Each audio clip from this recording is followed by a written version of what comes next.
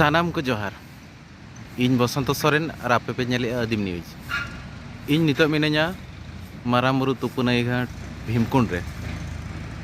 जहाँ रे जाव सेरमा जनवरी 20 तारीख हिलो नवा घाट रे आयमा होड़ को हिजुआ साउते हजार हजार होड़ नवा बैतरणी गाड़ा रेनांग नवा घाट रे जंगबाहा बोहेल काते नवा दांधेर रे गोड़ जोहार आको तो नितो इन आर मिटांग जिनिस इन देखा पे जहाँ चे अड़ी हाहाड़ा लेकन जिनिस हुई कना तो चलो ओना घाट तक बसेन लेन गे नितो दो ना गाड़ा घाट रे उतर मिनिया जहाँ रे चे जंगबाहा बोहेल हुई तहन नोना अपे पेंजल टिकेट गया नोडे जंगबाहा जाव बोहेल हुई तहन अड़ी होड़ को हिजु आज जनवरी 20 तारीख जनवरी 20 बाद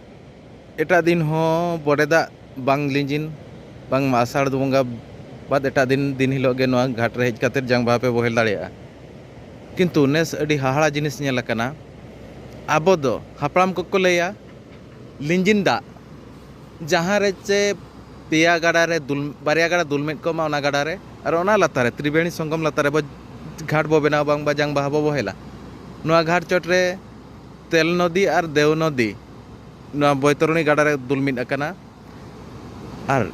लिंजिन दा रे चिरस्रोता दा रे बो जंगबाहा बो बोहेला ओना पतिया मेना एनेनांग पारंगत बो न्यामा मेनते हापड़ाम को लई अका तो नेस मिटांग हाहाड़ा जिनिस घटावेना नवा घाट रे जे नॉय जहाँ पोल कमी कना पे नेल ᱧᱟᱢᱮᱜᱼᱟ ओना पोल कमी कान तहन नोआ जो जहाँ सुरते आरहा बसेन लेन गे ना ओंडे सुर खन बो देखा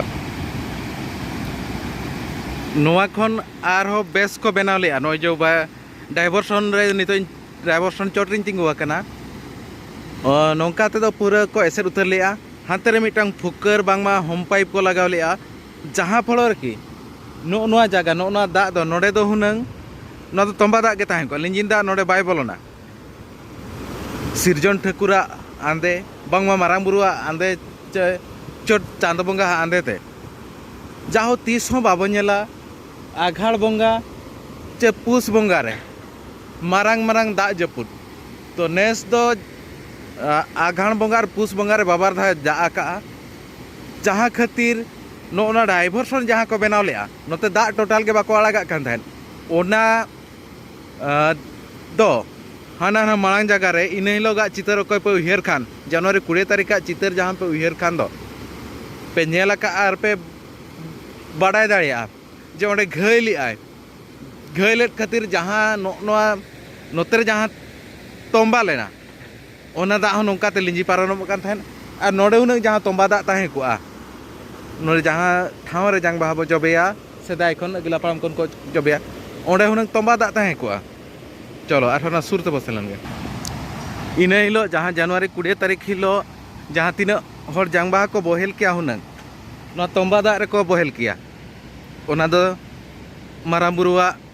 थुम ते आशीर्वाद ते बा आंदे ते जहाना पे लैया ओना खातिर ते ओंडे घाय की आय जहाँ लगित से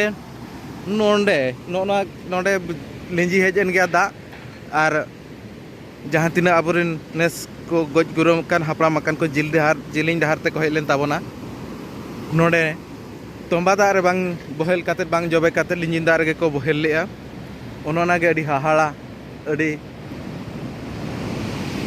हाहाड़ा लेकान जिनिस पे नेल लेआ